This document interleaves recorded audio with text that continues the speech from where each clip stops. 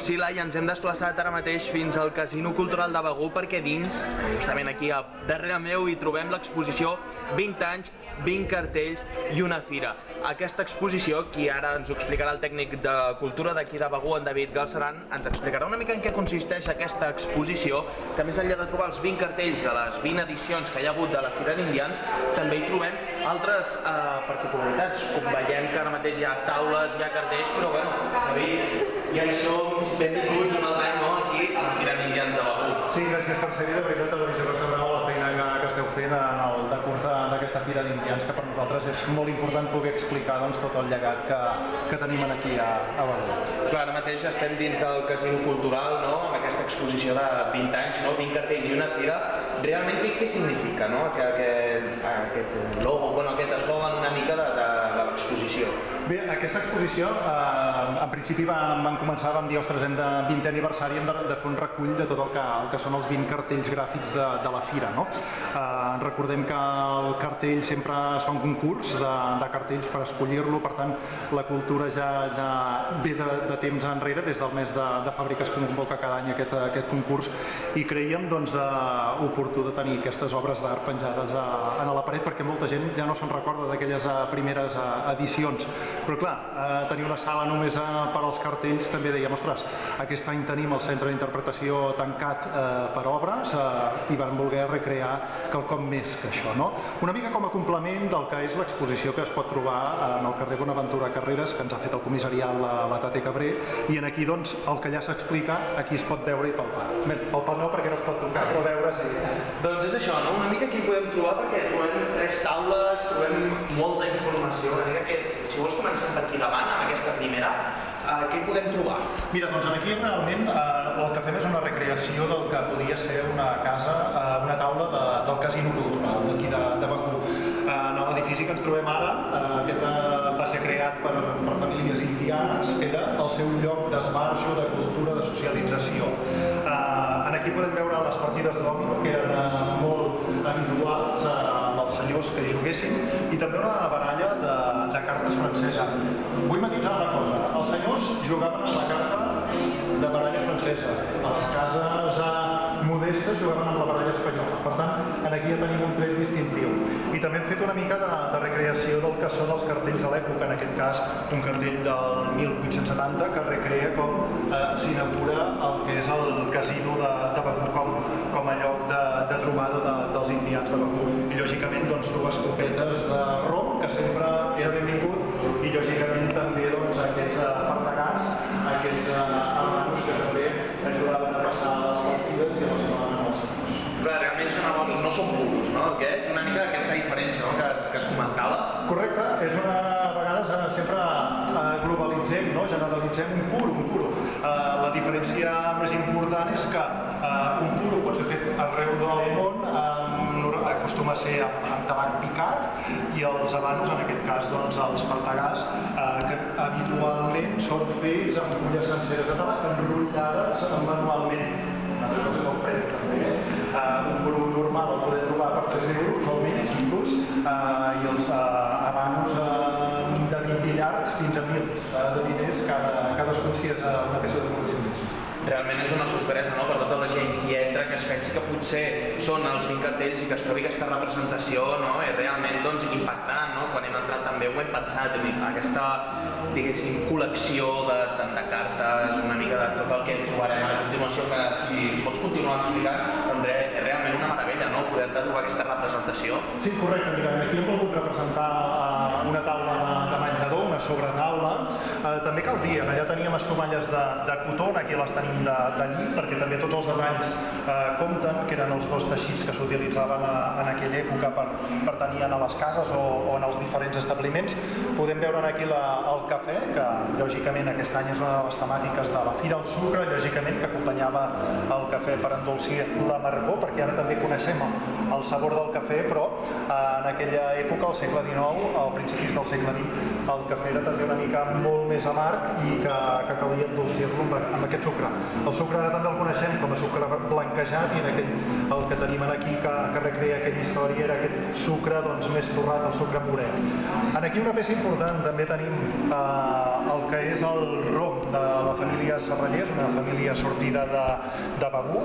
En l'exposició exterior s'explica lògicament tot l'entrellat d'aquesta família que es va establir a Puerto Rico i aquest el Don Q s'anomena així en homenatge perquè al propietari li agradava molt el Don Quixot i Don Q li ve donat en aquest. Aquesta no és la versió que va obtenir un premi mundial com a millor de rom en aquell any que li van donar, però ens ha fet molta il·lusió poder tenir perquè és un rom que no és totalment accessible a totes les botigues, no el trobes a tot arreu i aquí el poden veure una de les ampolles originals, lògicament també la porcellana que es veuen aquí, que s'utilitzava en aquells moments totalment decorada i cal dir la xocolata que també acompanyava les sobretaules perquè sempre era de bo havent dinat fer una mica de tas de xocolata per acompanyar el cafè. Exacte, una mica de xocolata amarga, no? Podem pensar que és. Correcte, ara tenim aquests gustos comercials, no? Que sembla que ens diuen, ostres, una xocolata 85% ara, no? I a la gent sembla que no li acaba d'agradar, no? En aquell moment la xocolata era així, és ara que ens hem anat acostumant a altres gustos o desvirtuant el que era l'original. Exacte, i parlant també una mica mentre ens apropem a l'última taula, perquè es va decidir, no?, aquesta representació dins d'aquí del casino. El que dèiem, aquest és un dels edificis creats pels indians, a més és de gestió municipal, l'Ajuntament el té com a espai cultural i que nosaltres creiem molt important de poder reviure tot això.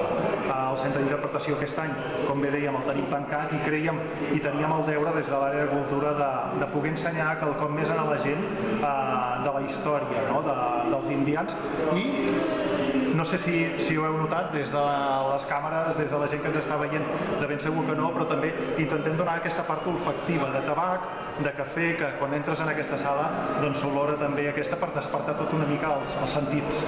Exacte, i parlant de tabac, ara mateix també comentàvem aquí que tenim la pipa, tots els elements i tot ens ho explicaràs millor, no, ara? I tant. Doncs mira, aquí tenim un facsímil del Diari de Catalunya, del 7 de setembre de l'any 1900, de l'edició del vespre, perquè en aquell moment feien edicions curtes i feien una al matí, una al migdia, una versió de matí i una a l'edició del vespre. Per tant, coincideix en aquestes dates de Fira d'Indians, aquest any són 5, 6, 7 i aquesta és del 7 de setembre de l'any 1900. Aquí tenim un atles universal de l'any 1875, també tenim la ploma i la tinta, en aquell moment era la manera que s'escrivia, i com a cas curiós hem volgut posar aquest llibre i aquest escrit perquè és molt interessant.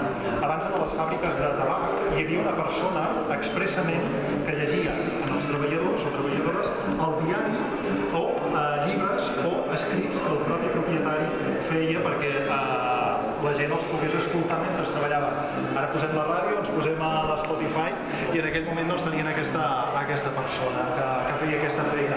I també una part molt important, veiem aquí un element petit però que és un element de col·leccionisme, aquest el gin, que és de la família Pere Roger, justament aquí davant del casino, el número 20 de l'Aventura Carreras, és d'on tenien aquesta família la casa, els Pere Roger. Pere Roger era un comerciant de tabac i el seu fill, quan va agafar les regnes de l'empresa, a més a Barcelona va crear aquesta marca de paper de tabac que es pot veure perfectament perquè és una peça de col·leccionisme aquí i que podem veure que sí que té semblances amb el que és el paper d'ara, però també un tamany una mica diferent. Lògicament la pipa, eren les pipes que des de Catalunya es portaven cap a les Amèriques, aquestes pipes de fusta tan característiques. Exacte, i ja per acabar tenim aquí una pantalla amb il·lustracions que té a veure una mica amb una data assenyalada, aquest 2025. Correcte, aquest 2025 Catalunya com sabem és la regió mundial de la gastronomia i des de la Fira d'Indians, a través de l'àrea de cultura, cada any ens encarreguen de proporcionar una investigació sobre la fira, que per això la Fira d'Indians de cada any donem una temàtica diferent perquè si no ens obliguem a fer la cerca històrica de tot el tallat i molt gaire i de potencials financer. Aquesta és una de les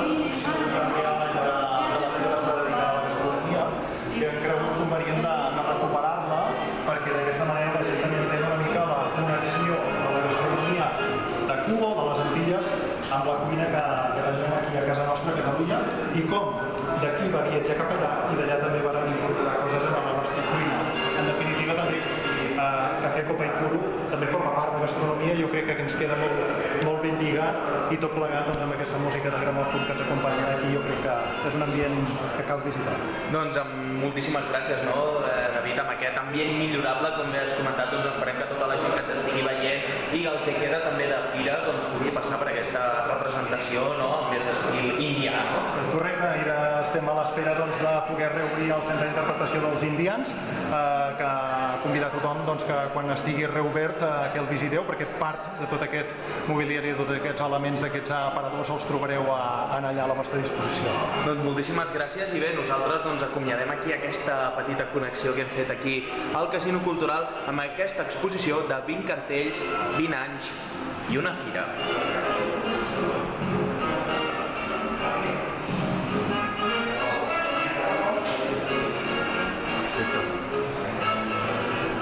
Crec que ho he dit al revés. És